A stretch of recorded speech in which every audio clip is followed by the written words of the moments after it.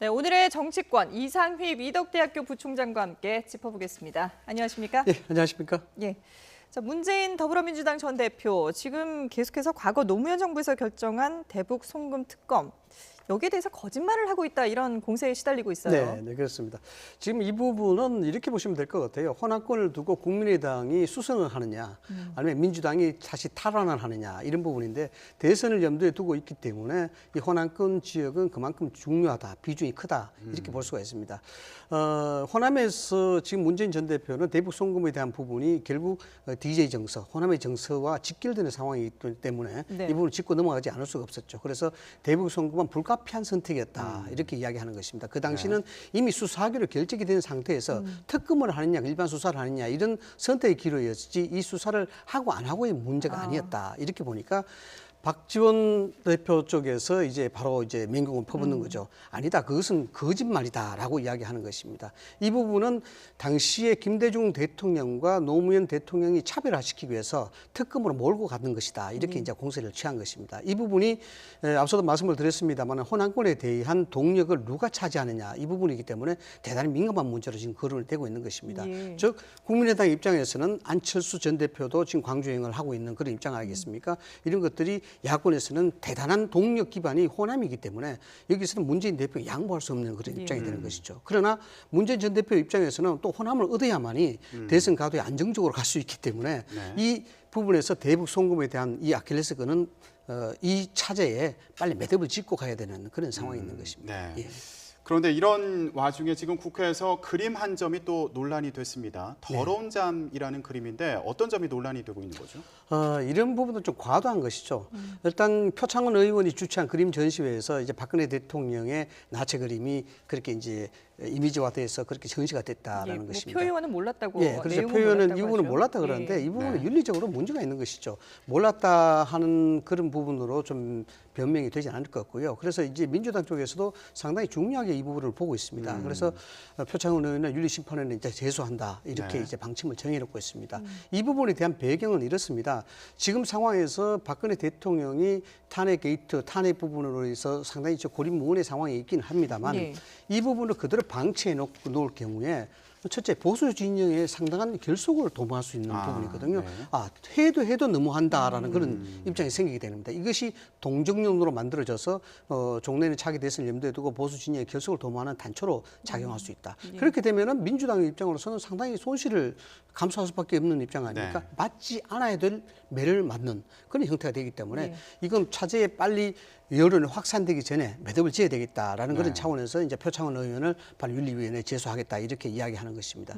그런데 이 부분인 국회의원의 윤리적 입장으로서도 이것은 이렇게 하면 안 되죠. 국가의 대통령입니다. 아직까지 직무가 정지가 되어 있습니다만은 결국 국격에 대한 문제도 될 수 있는 것이고요. 국회의원으로서 이제 윤리적인 문제도 될 수 있는 건데 헌법 21조와 22조에서는 대한민국 이제 표현의 자유를 이야기하고 있습니다. 표현의 자유라고 명확하게 명시는 되어 있지 않습니다만은 21조 가운데 그런 게 있습니다. 언론 출판에 있어서 사회 권익, 사회 공익, 그렇게 사회 윤리성을 저해하면은 안 된다고 되어 있습니다. 이런 부분들이 법적인 부분을 따져서 사회 윤리성을 저해하느냐에 대한 부분은 논란의 여지가 있겠습니다만은 폭넓게 포괄적으로 생각한다 그러면은 헌법적으로 그 가치를 지켜야 될 국회의원으로서는 분명히 방정치 않았다라고 볼 수 있는 겁니다. 역풍을 우려해서 그런지 민주당도 신속하게 이제 이 일을 좀 매듭을 짓는 모습을 보여줬는데 그런가 하면은 반기문 전 총장 같은 경우에는 뭐 정당 입당 얘기도 계속 나오고 있었지만 지금 움직임을 보면은 제3지대를 형성하기 위해서 좀 여러 각도로 좀 많은 사람들을 만나는 그런 모습을 보이고 있거든요. 오늘은 정의화 전 국회의장을 만났어요. 이제 고민이 많이 깊어갑니다. 왜냐 그러면 정말 서산에 해는 기우는데 갈 길은 멀고 이런 입장인데요. 반기문 총장이 기성정당으로 가지 않고 제3지대에 남을 수도 있다. 부분은 이렇습니다. 현실적으로 국민의당에 가기도 그렇고 바른정당에 가기도 그렇고 이 당에 가면 이 당이 좀 화가 날 수 있는 것이고 그래서 눈치를 볼 수밖에 없는데 그렇다 그러면은 탄핵 인용이 결정되는 시기까지는 제3지대로 남아있는 것이 정치공학적으로 유리하지 않을까 이런 판단이 다른 것입니다. 그래서 지금 외연을 확장하기 위해서 진보 진영을 계속 거기에 대해서는 이야기하지 않더라도 보수 진영에 대한 제3지대의 독자 세력화를 염두에 두고 있는 걸로 이렇게 보여집니다. 그렇기 때문에 지금 정의화라든가 또 이재호 그다음에 이제 새누리 초재선 의원들 이런 식으로 바른정당을 제외하고 새누리당의 이 광넓은 폭넓은 이런 접촉을 하고 있습니다만 오세훈 전 서울시장한테도 네, 그렇죠. 지금 오퍼가 갖는 그런 예. 입장이죠. 뭐 어떻게 결론이 날지는 모르겠습니다만은 설 지나고 난 다음, 설 연휴가 지나고 난 다음에는 제3지대의 그 어떤 형태, 그러니까 예를 들어서 이제 정의와 쪽에서 어떤 메시지가 나오든지 네. 그런 형태가 될 걸로 봐지고 네. 충분히 이건 보수 연대의 제3자 독자 세력화는 뭐 가능하지 않을까 이렇게 생각이 됩니다. 신당 네. 창당은 좀 힘들죠. 그는 뭐 네. 물적인 부분, 그다음에 정강 정책에 대한 부분 짚고 넘어가야 되고 컨센서스를 만들어야 될 부분이 굉장히 많습니다. 그래서 독자 신당을 만드는 부분은 그렇다 하더라도 정치적 결사체로서 제3자 연대는 할 수 있는 개연성은 충분하게 보입니다. 예. 그러니까 지금 보수 세력과 연대를 말씀을 하셨어요. 그래서인지 당초에는 뭐 보수 진보를 아우르는 빅텐트론이 나오지 않았습니까? 하지만 지금 김종인 전 더불어민주당 비대위 대표나 네. 그리고 또 박지원 국민의당 대표 반응이 우호적이진 않은 상황으로 미지근하죠. 보여요. 예. 예. 이게 왜 그러냐면요. 결국 반기문 사무총장의 상품성 때문에 그렇습니다. 예를 들어서 반기문 사무총장의 상품성이 뭐 상당한 폭발성을 가지고 있고 임팩트가 크다 그러면은 뭐 야권에서 계속 러브콜을 보낼 수가 있겠죠. 예. 그러나 한 열흘 정도 지났습니다만 반기문 사무총장이 기이고 난 후에 그렇게 큰 임팩트가 없었다.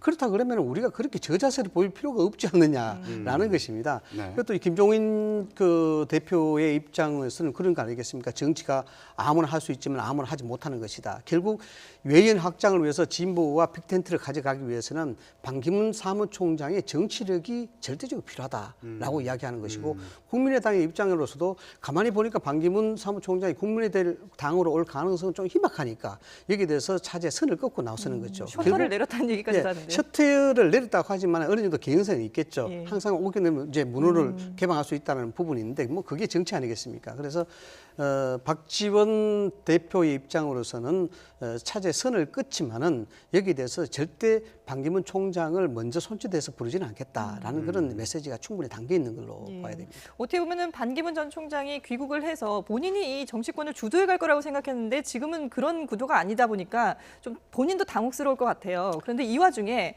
그 반 전 총장에 대한 그 공격의 날이 계속해서 이제 야권에서 들어오고 있는 게 동생과 조카의 그 미국에서의 혐의 이와 별도로 또 조카가 병역 기피자로 지금 낙인이 돼 있다 보니까 그렇죠. 이 부분에 대한 공격도 어떻게 피해갈지 두 부분 다 굉장히 예민한 부분 아니겠습니까? 예. 특히 이제 병역에 대한 부분은 우리 국민 정서에 대단히 그 예민하게 작용하고 그렇죠. 있기 때문에 이건 어차피 넘어가야 될 산이 아닌가 이렇게 생각이 됩니다.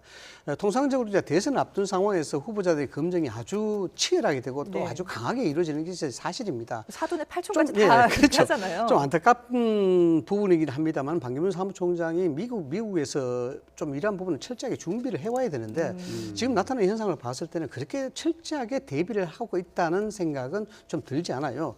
물론 박민식 전 의원이 어제는 꼼꼼히 일일이 아주 디테일하게 그렇게 반응을 했습니다만은 이 부분에 대해서는 강하게 대응하기도 그렇고 강하게 대응하지 않아도 그렇고 문제가 있습니다. 예. 강하게 대응하게 되면은 이 부분이 블랙홀처럼 모든 이슈를 빨아들입니다. 결국 반기문 총장이 문제가 있는 듯이 그렇게 보여지고 결국 친인척 관리에 문제가 있었지 않냐 이런 것이 국민 정서에 인식화되어 버립니다. 네. 그렇기 때문에 통상적으로 대선 후보들은 문제가 있다 하더라도 미지근하게 대응하는 것이 강하게 대응할 후에 오히려 이슈가 말려 들어가는 키우지 것이고 않게, 키우지 않게. 않으려고 그러는 것인데 그러나 이 부분에 대해서는 지금 반기문 사무총장이 정당의 소속이 아니고 독자 세력화를 염두에 두고 있거나 일부 캠프에만 의존하고 있기 때문에 네거티브 공세라고 볼 수는 없고 이 부분에 검증을 필요로 해서 야당이 집중적으로 공세한다 그러면은 막아내기가 시스템상 상당히 네. 힘겨워 보이지 않느냐라는 네. 그런 생각이 듭니다. 그런데 이런 의혹과 관련해서 바른정당 같은 경우에는 반 전 총장 영입에 적극적이어서 그런지 일부에서는 좀 옹호하는 것 같은 반 전 총장을 옹호하는 것 같은 그런 발언이 나오기도 했어요. 예. 네, 그런데 바른정당 나름대로 또 고민이 있는 게 새누리당보다 지지율이 낮게 나오더라고요, 요즘에. 첫 번째로 이제 바른정당이 반기문 사무총장에 대해서 우호적으로 하는 부분, 이 부분은 그렇습니다. 결국 보수 진영의 연대를 결속을 두고 있기 때문에 염두에 두고 있기 때문에 반기문 사무총장과 그렇게 뭐 적대시할 필요가 없는 거죠. 또한 이 부분에 있어서 반기문 사무총장이 올 수 있는 그런 기회를 충분하게 길을 터놓아줘야 되는 그런 부분입니다. 그래서 지금 반기문 사무총장이 평가절하되고 있다고 바른정당은 보는 것입니다.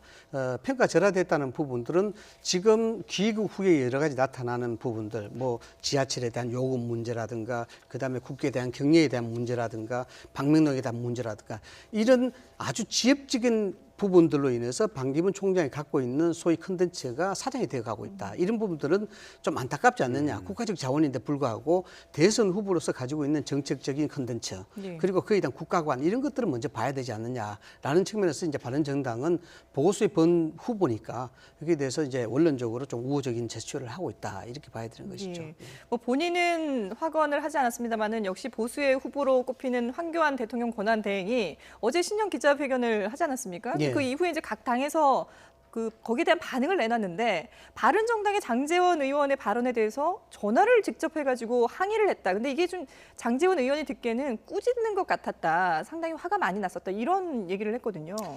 그렇죠. 사랑을 고백을 받는 쪽보다는 사랑을 고백하는 쪽보다는 사랑을 고백을 듣는 쪽 마음이 더 중요한 것 아니겠습니까? 예. 이런 부분에 있어서 황교안 총리는 좀 오버를 했다. 저는 그렇게 생각이 됩니다. 뭐 평소에 친분은 있었겠죠. 예. 친분은 있었겠는데 그래도 저는 정당의 대변인이고 정식적으로 당의 이름으로 나가는 논평에 대해서 이야기하는 것은 적절치 않은 부분이죠.